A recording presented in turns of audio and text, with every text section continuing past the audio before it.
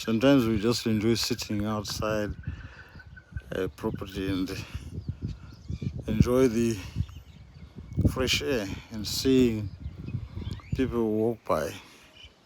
And this is where you think about what you do in life and what people think about other things that help people. I've heard a lot of business proposals that one can do in Zimbabwe. And Zimbabwe is a good country. It is my country. It is a good country. Of course, we've got other problems that we cannot do much about, but we've got to make do with what we have because it is our country.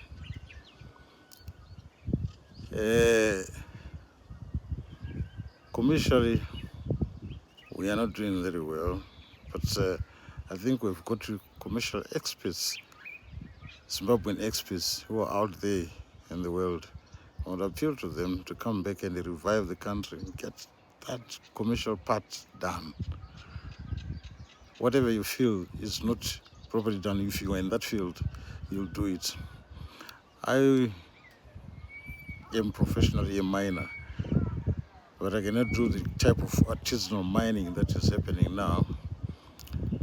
However, I've thought that to help the young artisanal miners do some professional mining, I will try and get them to get information about mining as much as possible and do some videos that will help them organize themselves and do their work safely and properly.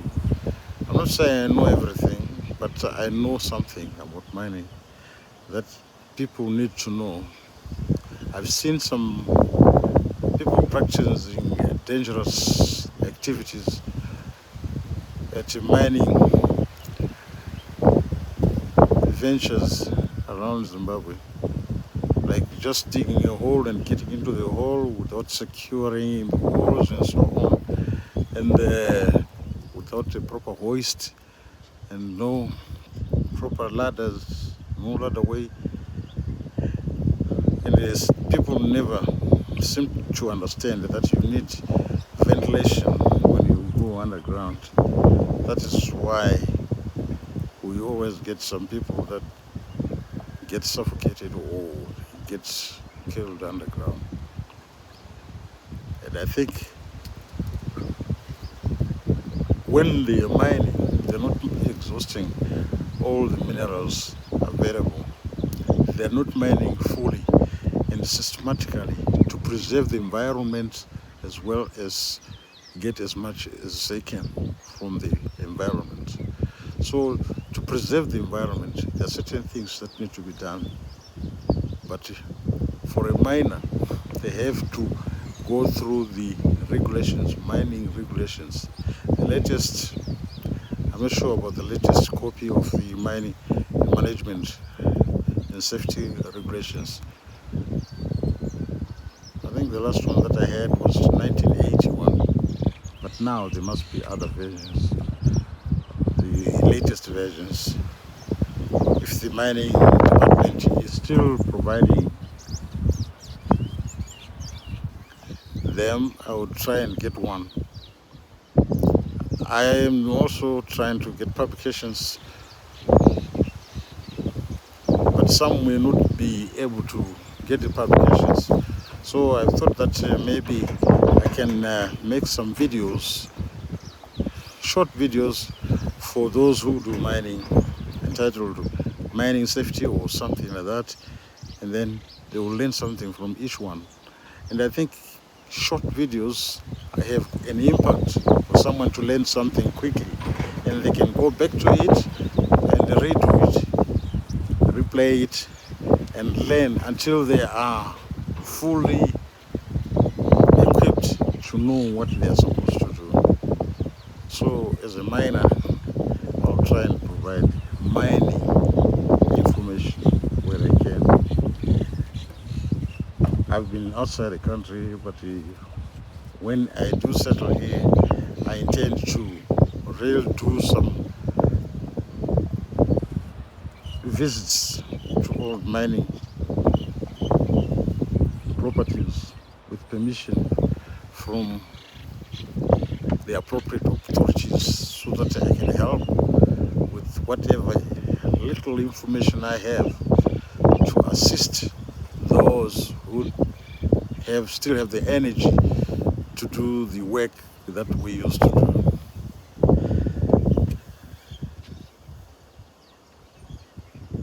Sometimes we overlook important information just because no one has mentioned it, but it is there somewhere.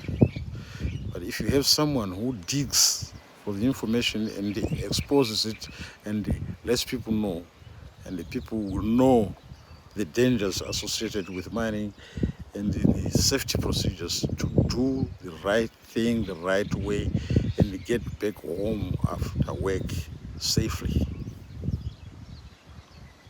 For now, I'm just going to end here. This video was just to conscientize miners that you are doing great work, but be careful how you do it. Let's try and do it safely and conserve our environment, preserve our vegetation. You can do mining without damage to the environment. Thank you for watching. I'm Baba Kobi, calling from Zimbabwe.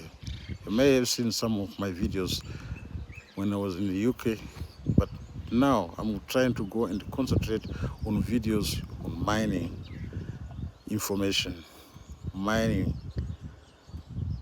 assistance, and maybe some English shorts, just to make sure that when we communicate, we understand each other, because the English language is the most known median language for most Africans.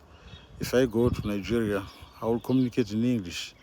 If I go to Zambia, I can speak a bit of Chewa and I can understand, they will understand me. And I speak Shona in Zimbabwe, in Ndebele, in Matabeleland, and the Midlands here. Midlands is a mixture of both, or all varieties of languages. So you will always find Ndebele or Shona in the Midlands. So I can speak both. That is an advantage for people who do a lot of work. So I'd like to know if you want these versions of videos in Shona or in Ndebele or in English, because I will start with English, but there are some who would say they don't understand the English. So unless if you say I can have a clip of one subject in Shona, then do it again in Ndebele, and then do it again in English, or the same clip having both explaining the other in the other languages. But that would be very difficult, because when I'm speaking Shona at one time, there is better understanding for people who go through there. Because if I try and switch from one language to another on the same subject, it might confuse some. So I take it this is going to be an opening video, and I've introduced myself. I've been a miner for over 30 years, and I know a bit of hard rock mining, that is called hard rock mining. Okay, so there are different kinds of mining methods, but I have done hard rock mining. You will know it as we go with your subjects. Thank you very much for listening to me and taking your time.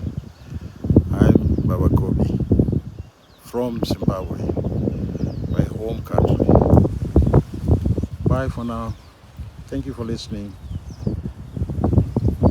Put in the comment whatever you want so that I take note of your concerns. Bye.